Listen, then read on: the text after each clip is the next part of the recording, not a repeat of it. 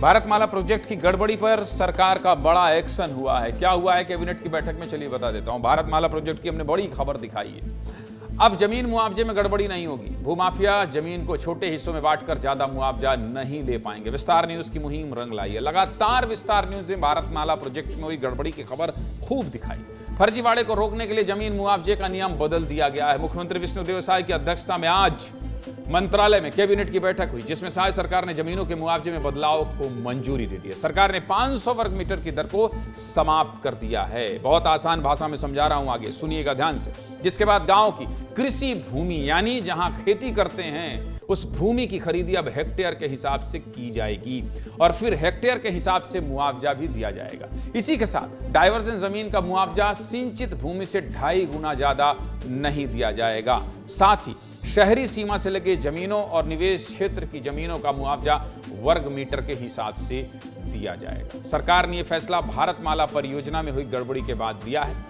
विस्तार न्यूज ही वो चैनल है जिसने सबसे पहले भारतमाला परियोजना में हुए मुआवजे के महा घोटाले को खुलासा किया था और लगातार दिखाया था कि कैसे भूमाफियाओं और अधिकारियों ने मिलकर करीब 350 करोड़ का घोटाला किया, जिससे किसान परेशान हुए और सरकार को करोड़ों का चूना लगा। विस्तार न्यूज की खबर दिखाने के बाद अब तक 10 से ज्यादा लोगों को गिरफ्तार किया गया है। यह मुद्दा विधानसभा में भी जमकर गूंजा और यूडब्ल्यू और एसीबी को इसकी जांच सौंपी गई। विस्तार न्यूज ने किस तरह भारतमाला प्रोजेक्ट से जुड़ी गड़बड़ी की मुहिम चलाई, इससे जुड़ी जरा हमारी ये रिपोर्ट देखिए, फिर आगे बढ़ो।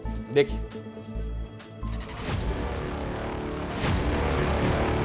छत्तीसगढ़ विधानसभा में आज तीसरी बार भारतमाला प्रोजेक्ट का मुद्दा गूंजा। विस्तार न्यूज ने इस खबर को बहुत प्रमुखता से दिखाया था और आज भी हम लगातार दिखा रहे हैं।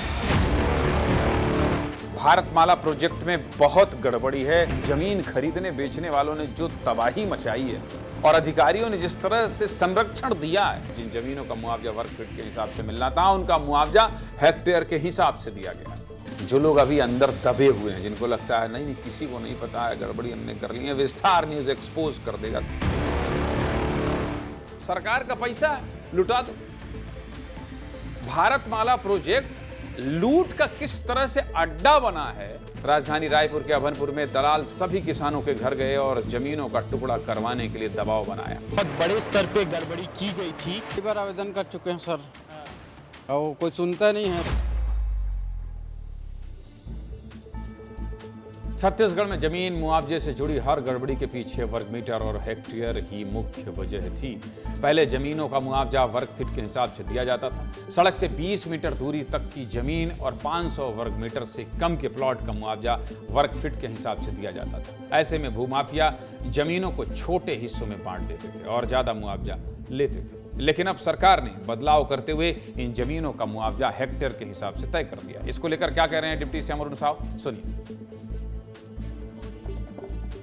कृषि भूमि के बाजार मूल्य दरों के निर्धारण में छत्तीसगढ़ शासन के वाणिज्य कर पंजीयन विभाग के प्रस्ताव का मंत्री परिषद द्वारा अनुमोदन किया गया, जिसके तहत ग्रामीण कृषि भूमि के बाजार मूल्य की गणना के लिए 500 वर्ग मीटर तक के भूखंड की दर को समाप्त करते हुए संपूर्ण रकबा की गणना हेक्टेयर दर से की जाएगी। भारतमाला परियोजना और बिलासपुर के अरपा भैंसाझार में जिस प्रकार की अनियमितताएं सामने आई थी, उनसे बचने के लिए यह व्यवस्था मददगार होगी।